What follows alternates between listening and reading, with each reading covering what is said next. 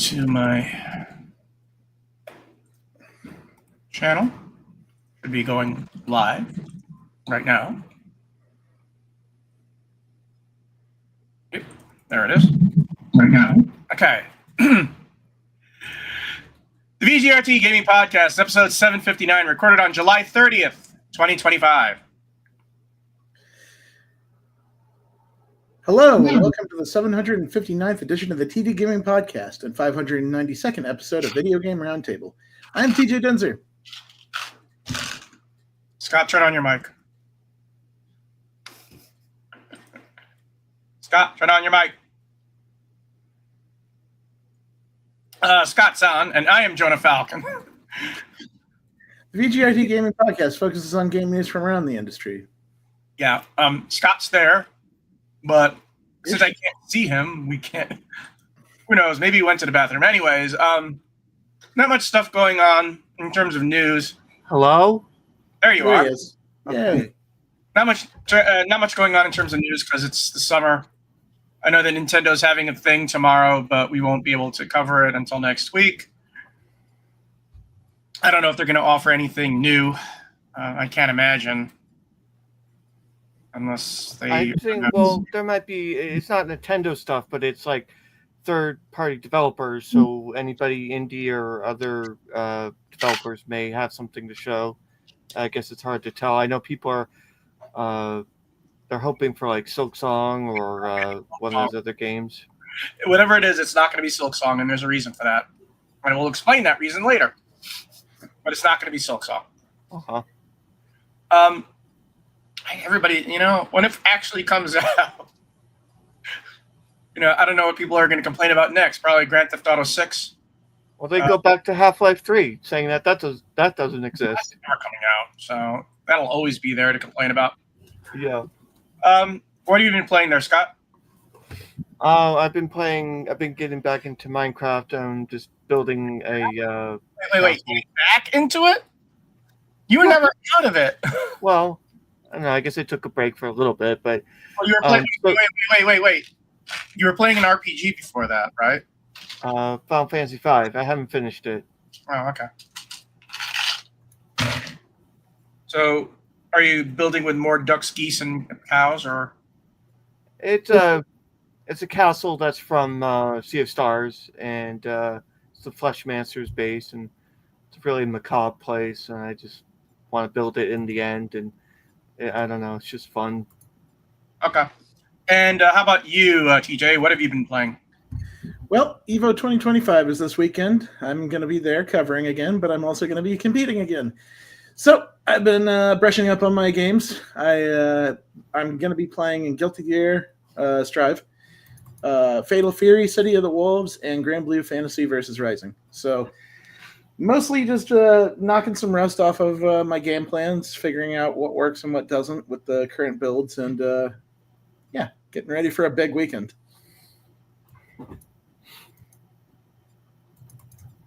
Cool. So. There's also going to be a lot of cool stuff out there that it's going to they're showing off Invincible versus the first playable build out there. They're going to be showing off the newest build of 2XKO, which just introduced another character, V. That was the one thing that was dull from Microsoft's was that fighting game, The Invincibles. Yeah, but then there's also Marvel Tokon Fighting Souls out there, which is a Marvel tag fighter by Arc System Works, and that's probably what I'm most excited to see, because that game looks all kinds of stylish and cool. It's a little bit like animated up because it's Arc System Works, but the absolute aura that they put on a lot of the characters, like Doctor Doom is looking freaking awesome, Storm looks freaking awesome. Captain America with a little jacket is kind of weird. Tony Stark looks like a straight up Gundam. Here's the thing. Now, here's a question. Now that everybody's under the same umbrella again, what do you think Marvel vs. Capcom 4 will have a huge roster? I don't know. when versus Capcom 4 will show up, because Marvel Tokon Fighting Souls is kind of that right now. And it's like, it was weird to a lot of people because, like, Arc System Works is not Capcom. Capcom's been the one doing those games forever. And so, like, when Arc System Works showed up with the Marvel license, that was like, wow, what's happening? Is it changing? Is everything changing?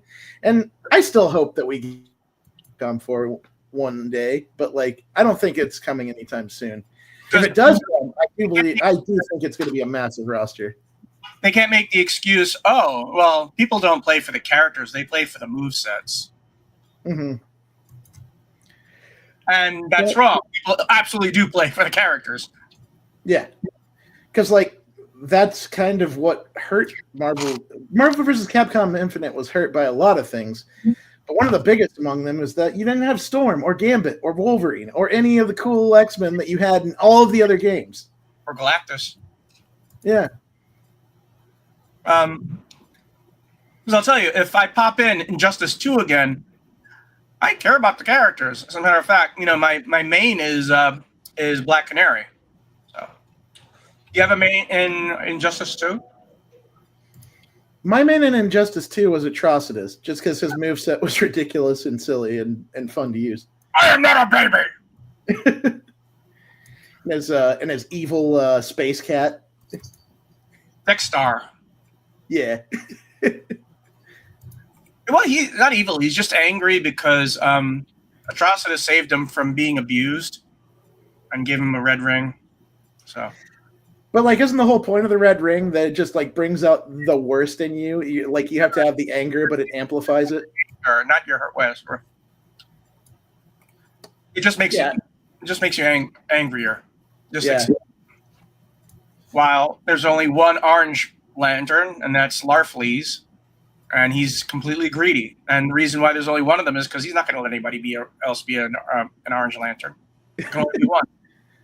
Everybody has their battle cries, the Green Lanterns. It's, in Blackest Night and Brightest Day, blah, blah, blah. Here's the code for the Orange Lanterns. What's mine is mine, is mine, is mine, is mine, is mine, is mine, is mine, is mine, is mine, is mine, not yours. That's the Orange Lantern code. Pretty easy to remember. Scott, are you following around? Do you know anything about the lanterns? No, I have not heard anything of the lanterns. I just knew about Green Lantern making shapes and whatnot. Okay. Yeah, so what have I been playing? Nothing just yet, nothing new, because 2 games came out, which I do have copies of. One is Killing Floor 3, and the other one is Grounded 2, which I completely forgot about until today. It is, long story short, I know you've been enjoying Killing Floor 3, DJ, but console players have been giving it 3 stars. They're not too pleased. It doesn't have the frame rate, and the graphics look, they say, worse than 2. I haven't played it yet, and I'm playing on PC when I do. As for Grounded 2, people have been raving already. They say it's a better game than Grounded right now, even day 1 in early access, than Grounded 1. Yeah, I've also been hearing good things about Grounded 2, because, like, it seems like just a whole bunch of more good stuff on top of what was already a cool system. Like, you get to ride the ants. Well, right now you can only ride an ant or an orb weaver, a soldier ant or an orb weaver. They have something called the Omni Tool, in which you don't have to keep shuffling through the pickaxe and the hammer and all that stuff. Now you can just turn it into whatever you want, which takes away a lot of the pain. A lot of quality of life improvements. And yet, a lot of the map is still closed off. This is the first day of early access. And people are really, really excited to see what it's going to be like when it's released. Yeah. It's I'm excited to see where Grounded 2 goes. The first one did such a good job in early access, and they did a great job of polishing things up and figuring out what people wanted and bringing it on a long enough timeline. Yeah, it had a lot of great post-launch DLC. Mm-hmm.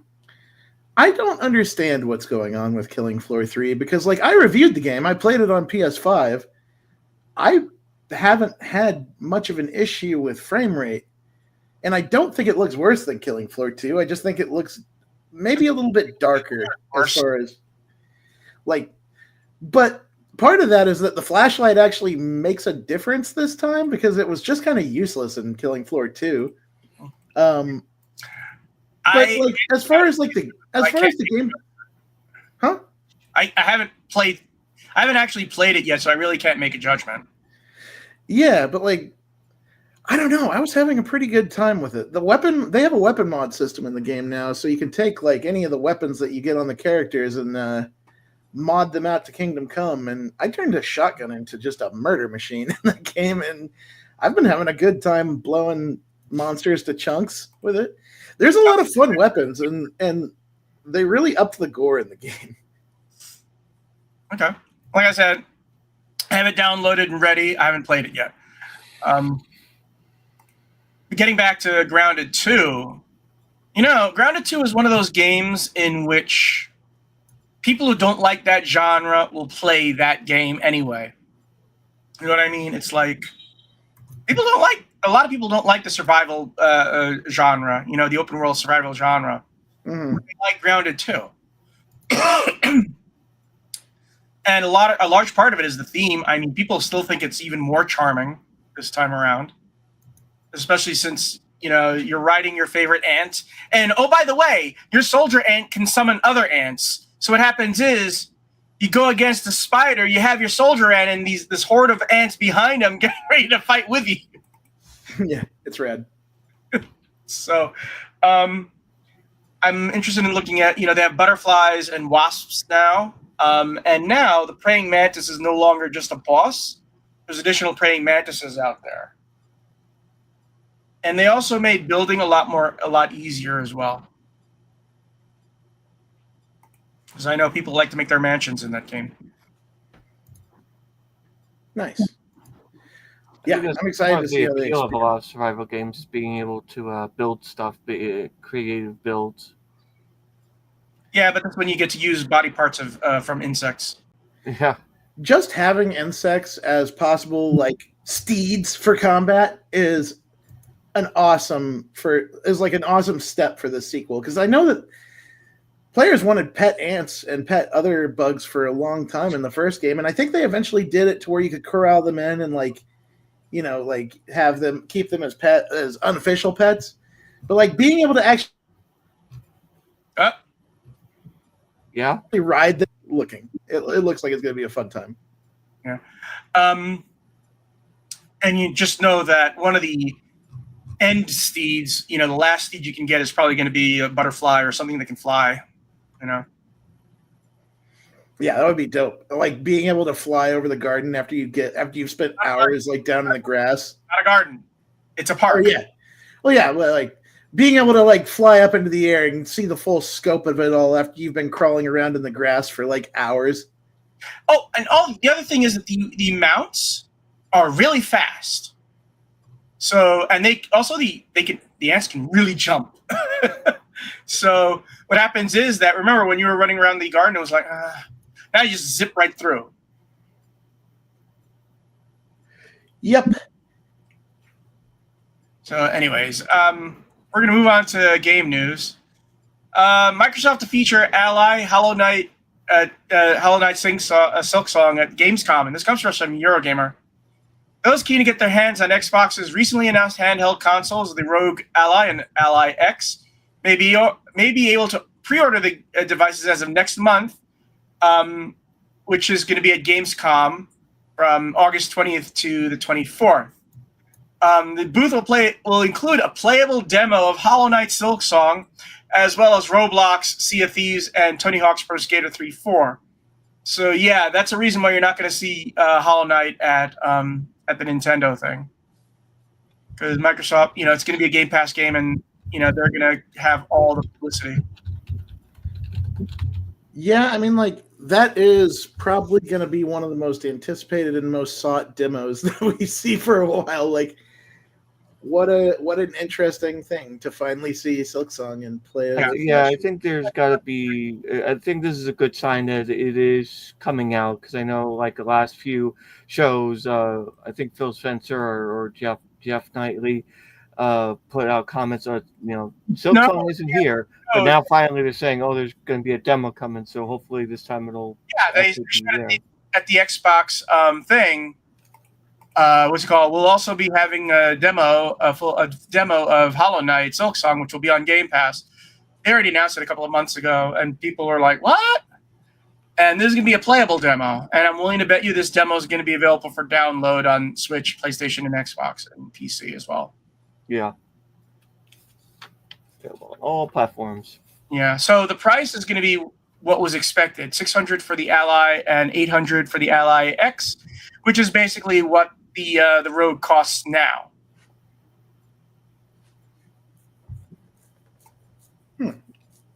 And I suppose, or do I want to buy it?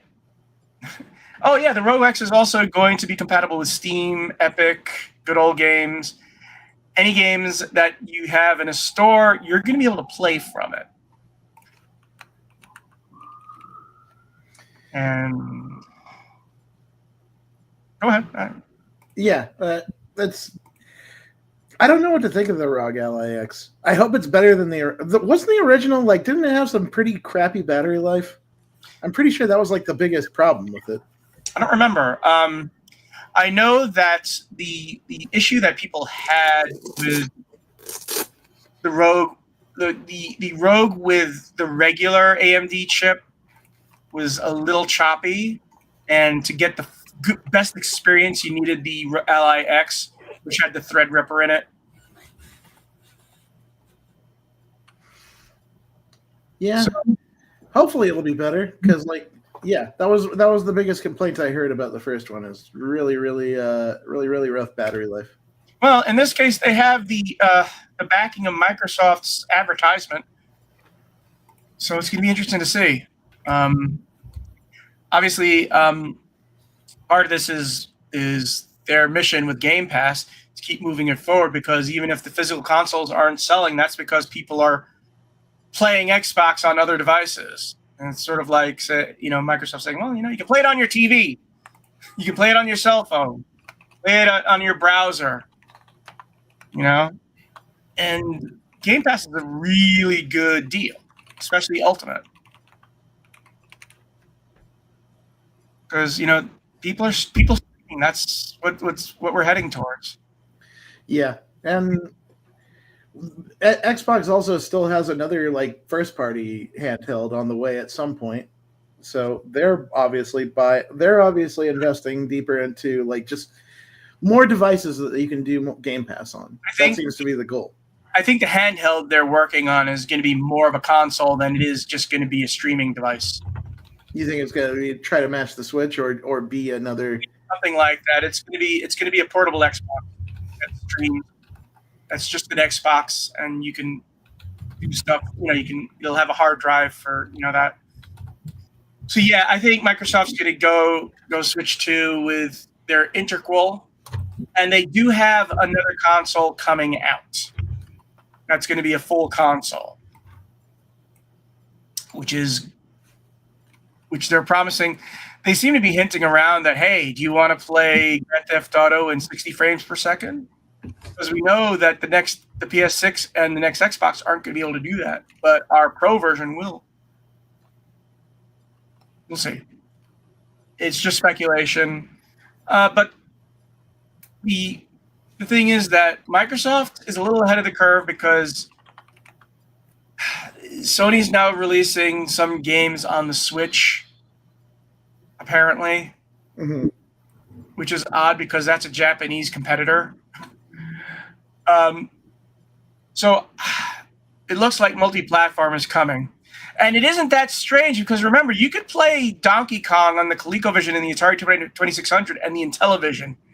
I mean, Nintendo wasn't a console yet, but they also farm their IPs to the Philips CDI and other things. So you never know. I miss Mario Teaches typing. When Nintendo made PC games. Yeah, but at least we got Mario Paint back. Yes, I'm looking forward to that. Seeing Mario Paint on the Switch is really good addition. Now we just want a Mario Paint 2. But are you going to see a PC version? I also see them doing Super Mario Maker 3 at some point soon. Yeah, but here's the question: are they going to be putting it on PC? See, that's the big question, and the answer is no, which is a shame because even Sony is saying, hey, you know what? Selling our games on Steam, we're going to making a lot of money that way.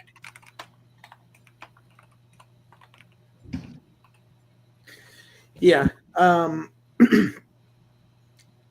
yeah, you're always right. You're right that as far as just like the sheer availability of the content, Xbox will always have that, and like that's the part of Nintendo that has always been part of Nintendo is that you can only play Nintendo on Nintendo things. I just realized why Nintendo isn't releasing on PC because can you imagine them releasing something like Mario, the Mario Maker game on Steam, and all of a sudden there's like 500 mods for it? That would give Nintendo a heart attack. Yeah, that's also another thing is that they do love to control their IP, and they can do it very easily from one platform as opposed to having it all over the place. Hey, look, Princess Peach with her tits out. Nope, not allowed. Nintendo Switch Online membership revoked for life. Yeah, I remember when id Software made a PC version of Super Mario Brothers, and Nintendo said, "Nah, we're not interested." So they turned it into the Commander Keen series. Did you see the one user that got banned from their Switch because they had accidentally bought a counterfeit game, but they were able to prove that it was a legitimate purchase, that they didn't intend to buy a counterfeit one? We didn't cover it. So you gotta be careful with buying stuff on Facebook Marketplace. Here's the thing. What's it called? Stop Killing Games is still going. Yep, it's going strong. At some point, Nintendo's not going to have. And the Brazil thing. I think it's at the end of the what's it called in mid-August that the deadline is, in which Brazil is telling them you can't brick consoles here. Oh yeah, that's right. Nintendo doesn't have a Brazilian brand, so the Brazilian the consumer authority has to deal with the Nintendo of America on this. And it's going to be interesting to see what kind of bullshit they're going to have to say about it. As a matter of fact, we all saw what bullshit they were saying about Stop Killing Games. Well, you can't make us not play. Can't make us force us to keep playing these servers, then we won't make them. Well, then don't make them. Yeah. If you're not going to be all in on a live service game and you feel like you're going to pull out after 2 years, what's the point of making it in the first place? Oh, by the way, Rocksteady is making another live service game. Warner Brothers said, yeah, we know Kill the Justice League failed. Do it again. That sounds like a very David Zaslav decision. Yeah, well, David Zaslav is on his way out, from what I understand. He didn't get his. They voted down his full bonus. Good. Not that it means anything. It's just a suggestion from the stockholders. But yeah, he's going to be on his way out at some point. Just don't know when. But still, that guy is 110% bum.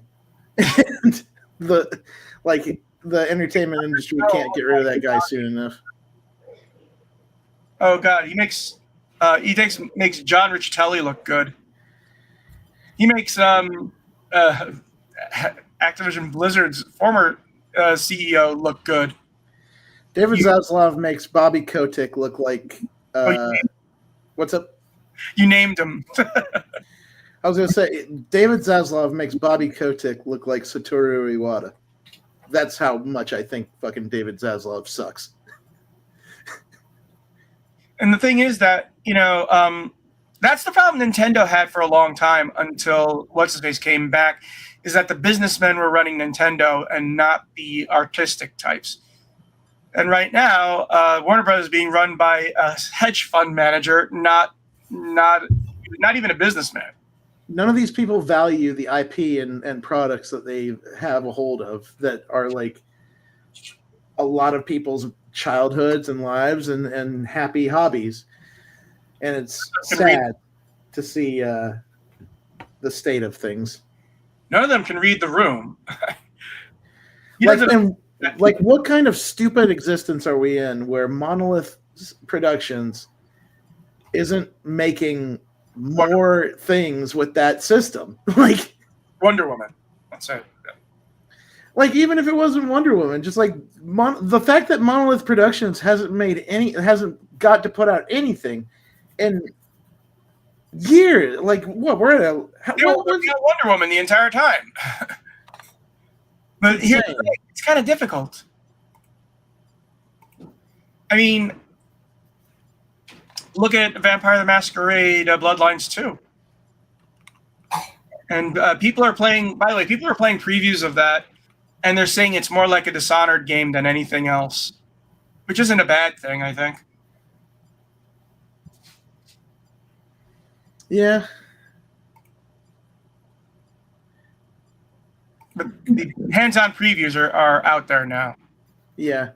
So at least we know it's coming out, at least if people are playing a demo. Unless it's the biggest fake out ever. So we're going to move on to the next item. Go ahead, TJ.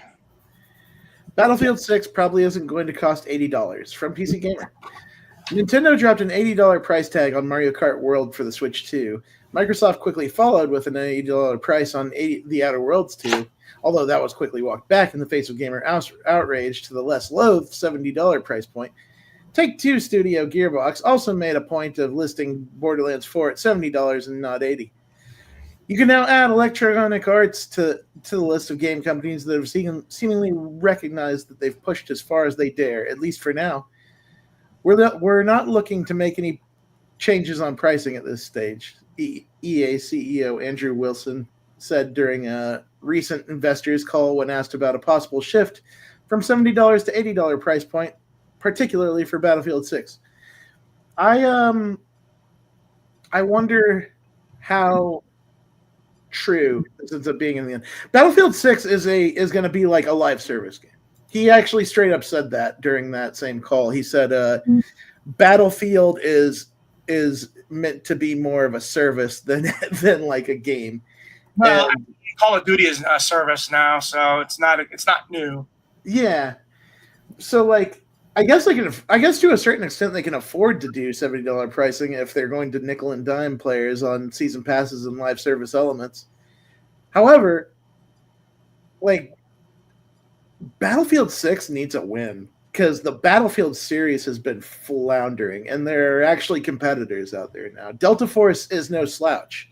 It might be like it might be just like a Chinese company like Tencent, but they're doing good work with that game to the point where like I've seen Battlefield players move over to Delta Force to try to get the same fix that they got out of Battlefield. And 2042 sucked. That game launched rocky, and it took a long time for them to even get it to a reasonable state. Did you see where Call of Duty Modern Warfare 2 and Call of Duty Modern Warfare 3 were detached from the main launcher so that they can be their own solo games? And coincidentally, they just popped up on Game Pass. Yeah, so like I think you're right about just like Call of Duty being a service these days, and Battlefield probably was never far behind just because they already had operators and seasonal stuff in Battlefield 2042. But yeah, I think that to a certain extent, like they need to play their cards right on Battlefield 6 because I don't think they can launch another Battlefield the way that 2042 launched. That was a shame. I always think that Battlefield has a cachet, though, that you can't quite kill. I mean, look at the remake, and I don't mean the remaster. I mean the remake. Right? No, it's a remaster. Look at the remaster of Star Wars Battleground 2. You know, it was just basically the same game. It had some launch issues because of netcoding, but people really, really, really love playing the OG Star Wars Battlefield. Yeah, and I think like that Battlefield Classic thing that they did in 2042, it was kind of one of the more interesting things that they'd done with that franchise in a while, because it sounded like Battlefield Maker for a while, where you could just sort of enjoy some of the best parts of the series. But I don't know. I think that if they don't stick the landing from day one this time, that's probably you're probably right that it's not going away, because Battlefield does have a built-in fan base. But I don't know. I mean, here's the thing, I mean, they're not hostile fan bases, but people who play Call of Duty prefer the way Call of Duty does stuff. People who play Battlefield prefer the way Battlefield does stuff. I mean, Battlefield likes to do the big environmental stuff, while Call of Duty focuses on leveling up and the individual encounters. And Battlefield likes to have these huge, big encounters with explosions. Oh, look, that building's collapsing. That sort of thing. So they don't quite get. What I prefer is the way that Titanfall does things. But they're not having any Titanfall 3 anytime soon. Yeah, that's the truth. Poor Titanfall. Poor me. I want more Titanfall. But they're doing so well with Apex Legends. Why would they? Apex what? Right. And it's like 20-something season. I don't know. Apex what? Apex Legends. Oh, wait. Overwatch? I'm not sure what you're talking about. Not quite. I thought you said Destiny. Sorry. Yeah, Destiny is... I don't know what's going on. Has its own problems. Anthem was recently closed. Yeah, they're floundering in their own ways over at Bungie. But as far as just like Respawn Entertainment goes, like they are straight up just the Star Wars and Apex crew now. And Zaslav is like overseeing the Battlefield franchise now. So you'd think that maybe with Zaslav up there, they would probably figure out how to do this better, but we'll see. We'll see what happens. I think this is the first tree that he's been the leadership of it from the start. I think he came in like late in 2042. So, well, we could always play multiverses. I think I said the wrong guy. The head of the Respawn crew. I'm trying to remember his name. Oh, that's gonna drive me crazy. What, Vincent Pella? Zampella. I don't know why I couldn't think that. Well, look, you know what? We can all just go play multiverses, right? No, we can't. It's gone forever. Really? They have a new Looney Tunes fighting game anyway. It's more of a traditional fighting. Yeah. But then again, it wasn't a live service game, so they just couldn't take it away. I keep looking at Invincible Versus, and especially like the demo that I get to play coming up this weekend. They're going to be showing off the newest one they got. Yeah. I feel like that game, it has something in it. Like from what one of my colleagues said, he said it's from the Killer Instinct developers. It was a bunch of Killer Instinct developers that got together and formed a new company, Quarter Up, and they're working on Invincible Versus now. But I don't think it's violent enough for what Invincible is. Like, I think it's a little bit restrained from, like, we've already had Mortal Kombat 1 with Omni-Man, where he straight up does the head crush on somebody as a fatality. If you can't match that level with a new game, then what are you doing? Have you played Shadow Labyrinth? I have not. I hear good things about it, but it sounds so weird. Yeah, where you have your Puckman. I think I have a copy of it in my Epic Games Store. I haven't played it, but yeah, it's an interesting way to celebrate Pac-Man. Yes, indeed. And it's weird that it was like the whole premise, the whole thing came out of that one show that was like it was themed around video games, and it would do a different game every episode. Where that was a straight up the Pac-Man episode was straight up a commercial for ultimately ended up being a long ad for what Shadow Labyrinth would be. I don't think anyone expected that to be Pac-Man or for that to end up being a full-on actual game. I've been very confused about it since I first saw it, but like everybody I've talked to that played Shadow Labyrinth keeps saying that it's actually got some sauce to it. Well, you remember Darkened Sky? No, what's that? Well, okay, it was a long time ago. It was in 2002. Darkened Sky was the game about Skittles. Oh, what? Like a good game about Skittles or just a game about Skittles? It was a great, great game. It's considered the best advert game ever released. Huh. Go look at YouTube of Darkened Sky's gameplay. Darkened Skies. I gotta at least see this based on what you just said.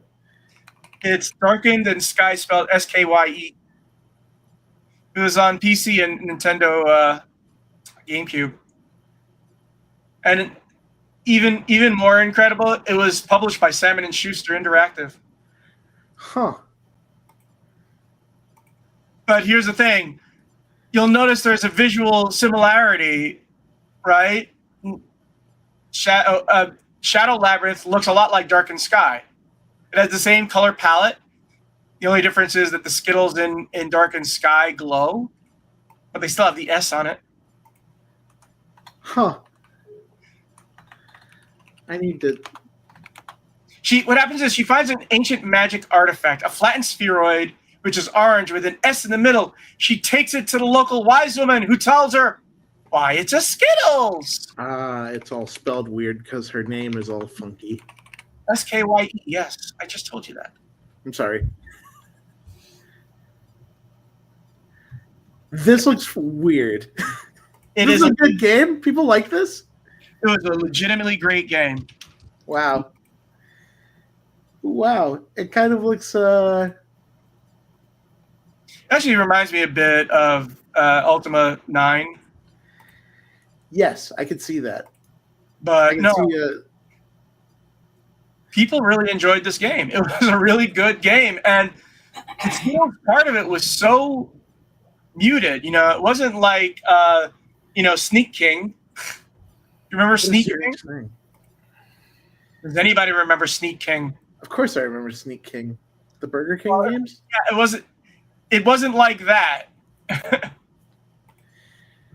This basically Zelda with Skittles. Yeah, like the vibe that I'm getting out of it is it looks kind of EverQuest-y. Yeah. Oh, it was 2002, Yeah. But it played like a Zelda game. Interesting. It's only on the GameCube and PC. I don't know if you can find it on PC. I'm pretty sure you can find the game on eBay. I see it all over GameCube. Like every time I see the box art, it's a GameCube box. Yeah, it was also a PC game. Back when PC games came in a box. Remember that? You can't find this game on Steam? It's not collected on Steam where we can play it forever? No, of course not. Hey, maybe it's on Good Old Games. That's a good question. I'm going to check. See, now, oh, yeah, it's on there. It's on GOG. We've gone down that rabbit hole. We've gone down that rabbit hole. I might need to see more of this. Back to it, too. Oh, no, it's a vote system to bring this game to GOG. It's not actually there yet. It has a soundtrack, too, just so you know. That's absolutely whack. And you're right. It doesn't look like a crap game. It looks like a legitimate game that you wouldn't... If you didn't tell me that this was a Skittles license game, I wouldn't know from looking at these screenshots. Yeah. But I'm going to vote it up. Voting up this is going to be the hotbed for getting Darkened Skies onto GOG. Yeah, and have Sneak King be re-released. Backwards compatible, actually. I did the Doritos game and I 100%ed it. So, but I never actually played Sneak King. It's still the disc back there, and I haven't gotten the achievements for it yet. And at some point, I should try it. Yeah. Oh, I also played Yaris. It was one of the worst advert games, and even though it was free, it was delisted. If you want to see a bad advert game, look up Yaris. And I don't even know if the Yaris car exists anymore. It's a compact car by Toyota, right? I've seen them on the road, but I don't know if there's new ones. No, yeah, there is. Mazda 2 hybrid. No, that's Toyota. Yeah, the Toyota Yaris. So you're driving this little compact car down a tube. Let me type in Yaris XBLA. Yep, there it is. It was friggin' bizarre. And even though it was free, it was still delisted. And if you Google it, Yaris XPLA, you see that your car has a snake-like gun coming out of the trunk. It's freaking bizarre. But that's what happens when Toyota makes a video game. And I played it, and I have proof because I have achievements in it. You can't say I never did play it because I did. Are you looking up Yaris XBLA now? You're about Avergaming, everybody. This is a very educational episode. Yeah. At some point, we're going to have to do a gaming flashback of Darkened Sky. Yeah. It's the lost media episode of VGRT. It's not lost. It's not lost. You can still buy the DVD. You can still buy the CDs for the GameCube. Yeah. And you know what? I'm pretty sure that for a while it was even on the Nintendo store. Some other minor news. Xbox users will now need to verify their age in compliance with the UK's Online Safety Act, which, there's nothing you can do about that. By the way, you know what? Let's get back to the Nintendo thing. Here's my guess. I'm guessing you will see the one game I think you will see there is Grounded 2. Mm-hmm. Because it's one of those games that you think, this would do really well in a Nintendo system. There's whispers that they're going to have Indiana Jones on it.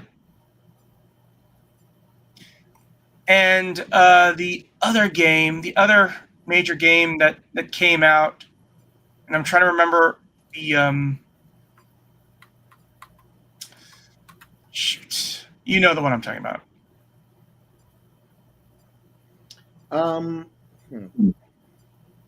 It came out in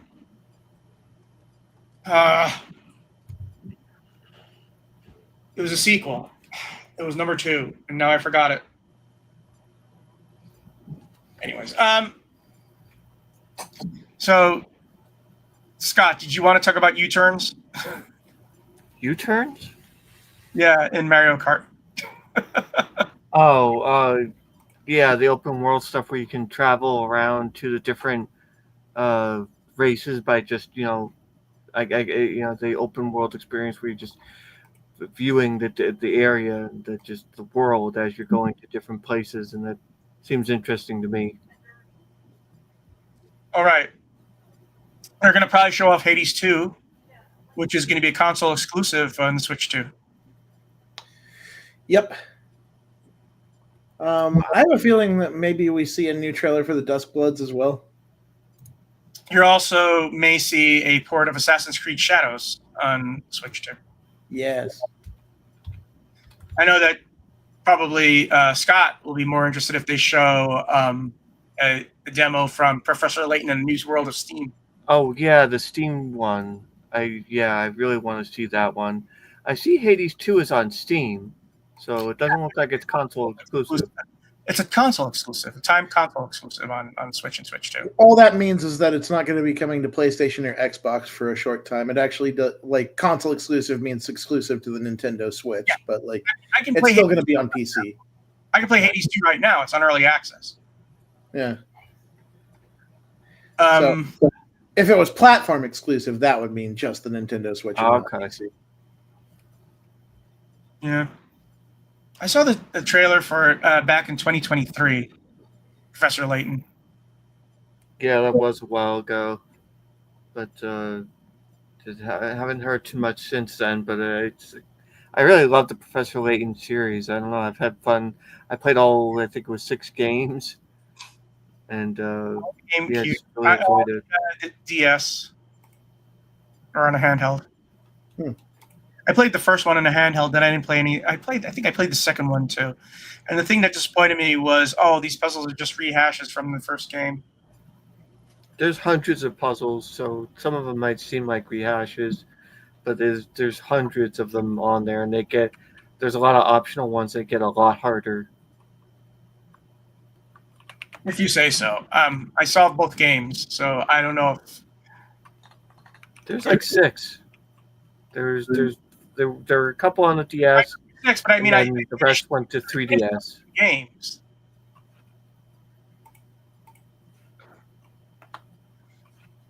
There were several games, more than 2.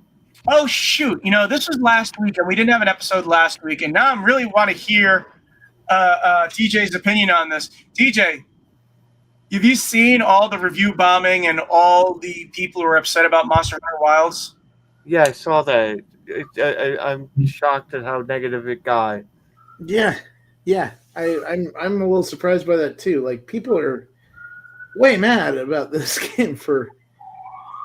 I don't think it's like their biggest gripe is that the biggest gripe I've seen for the most part is that it's too easy.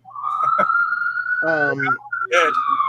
Which I'll admit it is a bit easy because you have that secret, that lizard thing that you can ride at any time, and you can jump out in the middle of battle and like sharpen your weapon and get your health back. And it kind of takes some of the threat out of the experience when you can kind of when you constantly have that get out of jail free card on you. But I don't think it's enough to harass the devs. Like, that seems a bit too far, to be honest. Yeah. I don't know why people feel that they can do that's okay or acceptable. Because they think they're not going to be, have any counter because they're online and away from them. They think they're untouchable. Yeah. So I don't know. It's an interesting state that Monster Hunter finds itself in because Monster Hunter Wilds is like when a Monster Hunter mainline game comes out, everybody loses their mind, and it was like one of the most hotly anticipated titles of this year. But now they're in a state where like the community is so mad about it. I would say entitled. What's up? I would say entitled. That's true. And I don't know. I don't know where they go from here. I know that they're trying to make right. They're moving content up that was supposed to be planned for September to August to try to. The level of quest difficulty and the new reward system have been moved up. Yeah. That was stuff that was supposed to come in September, and now they're moving it to August. So like, you have to feel like Capcom is at least trying to make right. But it'll be interesting to see if the community is into it when that new patch launches. I mean, Call of Duty, latest Call of Duty, Black Ops 6 has 3 stars, and all these reviews complaining, and yet everybody's playing it. And if you don't like it, then don't play it. But they play it, so they must like it at some level. Let me tell you right now that there are still 15,000 people in Monster Hunter Wilds playing on PC right now for all that complaining. Yeah. Well, like I said, that's PC. I'm wondering what it's for the Switch, the PlayStation, and the Xbox. Yeah, I'm just saying, like, I know what you're saying. 15,000 players is nothing to sneeze at. So they've still got like one of the most active games out there, and I think to a certain extent, like, there's a lot of fans out there that, for all the complaining that they do, will just be like, I'm mad about it, but I'm still gonna eat it. Something. And here's the thing: if a game is too easy, that's usually not a problem for me. Yeah. I mean, the Artful Escape was easy as hell, but I still enjoyed it. And I don't know, like, I find that at the certain, I've put Monster Hunter Wilds on the back burner for now, only because I'm at a part where grinding the pieces I need for the weapons and equipment that I want is grindy. It's like really grindy, and I'm like, it's very tedious. I didn't like that aspect. But here's that's why I don't like Elden Ring, because Elden Ring's not hard. It's just grindy as hell for me. Yes, and like that has always been a thing in Monster Hunter to a degree, where like some of the late game stuff is just annoying. Monster Hunter has always been a game in which, when it says, "Oh, you're going to be hunting this creature for 90 minutes," they're not exaggerating. You're going to be hunting it for 90 minutes. You're going to hurt it. Yeah, that's not my idea of fun. Not at all. Well, and more along the lines of like some of the late game drops are so hard to get. Like, you'll hunt the thing that you're going for on its hardest difficulty like 5 or 6 or 7 times, and maybe get one orb that you're looking for out of that to make the equipment that you want to make. And that's always been a problem with Monster Hunter, in my opinion. But like, they just bury it behind a really nice presentation, some good weapon systems, and some creatures that are generally fun to fight the first or second time. I have too much of a life to want to have to do an entire thing for. Here's my thing: if you can't save something anytime you like, then it's not a it's not a well-designed game. That's my opinion. If you can't stop and leave and come back, not a well. Although I'm going to say this: not respecting your time. Yeah, Xbox Resume actually does it. No matter what game it is, you can just leave it and come back. It puts the game in a frozen state. So at least there's that. I think what I'm looking for when I actually do want to go back to Monster Hunter Wilds is that, like, I feel that at some point Capcom is going to announce an expansion for the game, and by the time that happens, there will probably be at least 3 or 4 or 5 more monsters that I haven't seen or haven't hunted. See, I think that's when I'll go back in there and play some of the in-game content and see what I can do. See, that's the attitude of a lot of people with Civilization. They say, you know what, I'm going to wait until all the DLC is out before I do anything. Yeah. And like, at this point, like, it's an established track record with Capcom, where like they do their mainline Monster Hunter game, they give it a couple of years of support, and then they announce a big expansion. The same company that releases Street Fighter 2, Street Fighter 2 Turbo, Street Fighter 2 Alpha Turbo X, Street Fighter Alpha Sigma 2.